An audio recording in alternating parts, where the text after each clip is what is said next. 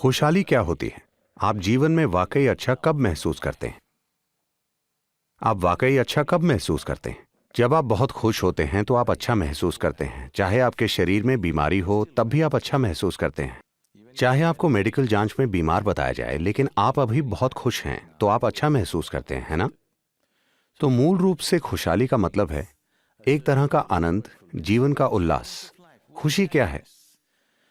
हम कह सकते हैं कि खुशी ये या वो है, लेकिन जीवन के स्तर पर खुशी का मतलब है आपकी जीवन ऊर्जाएं ज्यादा उल्लासित हैं सामान्य स्थिति की तुलना में। डिप्रेशन का मतलब है आपकी जीवन ऊर्जाएं बहुत ही मंद और उबाऊ हो गई हैं।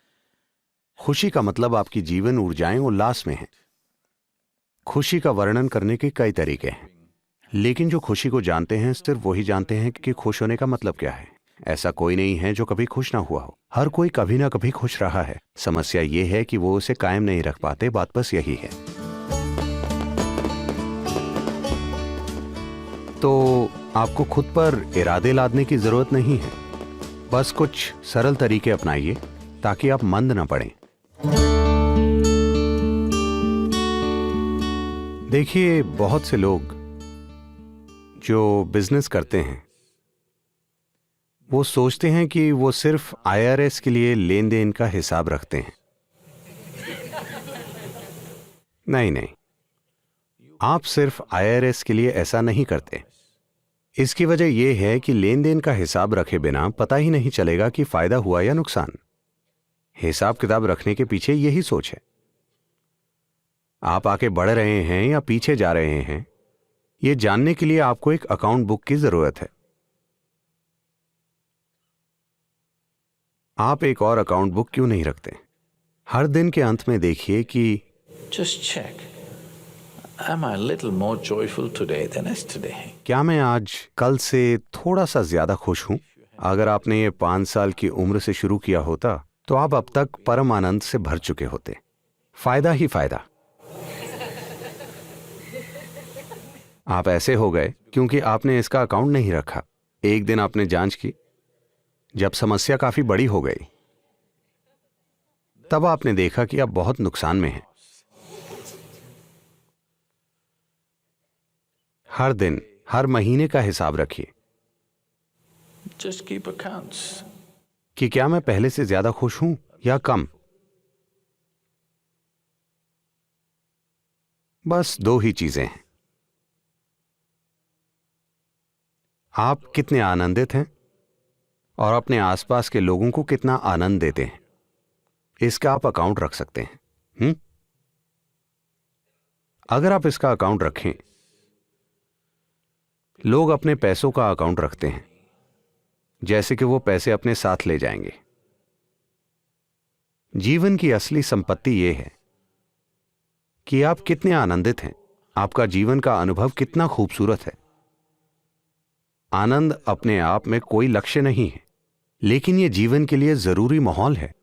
अगर आप यह माहौल नहीं बनाते तो आपके आसपास जो कुछ भी है वो बेकार चला जाएगा। कल अगर आप सुबह उठें, नहीं, ये मेरी कामना नहीं है, लेकिन मैं चाहता हूं कि आप ये जानें कि रात में सोने जाने वाले सभी लोगों में से लाखों लोग कल सुबह नहीं उठेंगे। And tomorrow, और अगर मैं और आप कल उठ जाएं तो क्या ये एक शानदार चीज नहीं है? लाखों लोग नहीं उठे, आप उठ गए। क्या यह अद्भुत चीज नहीं है?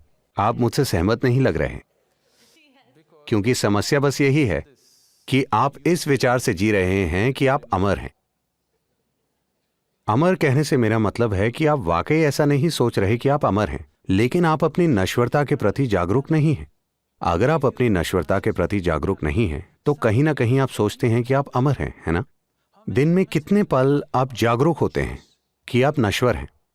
अगर आप जागरूक होते तो क्या आपके पास शिकायत करने का समय होता? क्या आपके पास किसी से लड़ने का समय होता? क्या आपके पास जीवन में कुछ बकवास करने का समय होता?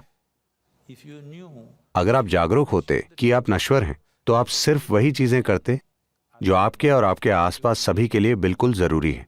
ऐसा मत सोचिए कि ये नकारात्मक चीज है। मृत्यु नकारात्मक नहीं है, सिर्फ यही चीज आपके जीवन को मूल्यवान बनाती है। अगर आप हमेशा यहीं रहें तो आपको कोई झेल नहीं पाएगा।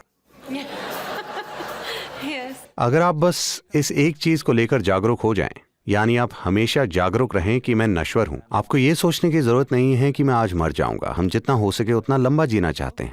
बस आप इतना जानिए कि एक दिन मैं मर जाऊंगा। हर दिन हर पल अगर आप खुद को याद दिलाएं कि ये छोटी जिंदगी है, मैं नश्वर हूं, एक दिन मेरा अंत होगा, बस ऐसा 2 दिन करके देखिए, आप अपने भीतर वाकई शानदार बन जाएंगे। बस इतना ही करना है। यही योग का बुनियादी पहलू है।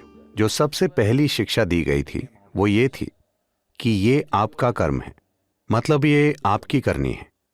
आपका जीवन और आपके जीवन का अनुभव पूरी तरह से आपने ही बनाया है। अगर ये चीज आप में गहरी नहीं उतरती तो आप जरूरी बदलाव नहीं लाएंगे। आपको अब भी लगेगा कि हाँ, मैं जानती हूं ये मेरे कर्म हैं, लेकिन आपको पता है मेरे पति ने क्या किया। इस तरह आप में बदलाव नहीं आएंगे। पहले आप ये समझिए कि ये मेरी करनी है, पूरी तरह से मेरी करनी है। जैसे ही आप ये देखते हैं तो आप में उसे बदलने की क्षमता आ जाती है। मैं देख रहा हूं, लेकिन क्या आप जानते हैं कल उन्होंने मेरे साथ क्या किया? अब आप उसे नहीं बदल पाएंगे। इससे फर्क नहीं पड़ता कि किसने क्या किया। जो आपके अंदर हो रहा है, आपके जीवन का अनुभव पूरी तरह से आपका बनाया हुआ है। यह आपका कर्म है। कर्म कोई ऐसी चीज नहीं है जो आपके ऊपर कहीं से आ गिरी है। कर्म मतलब यह आपकी करनी है, यह आपका बनाया हुआ है, यह आपने किया।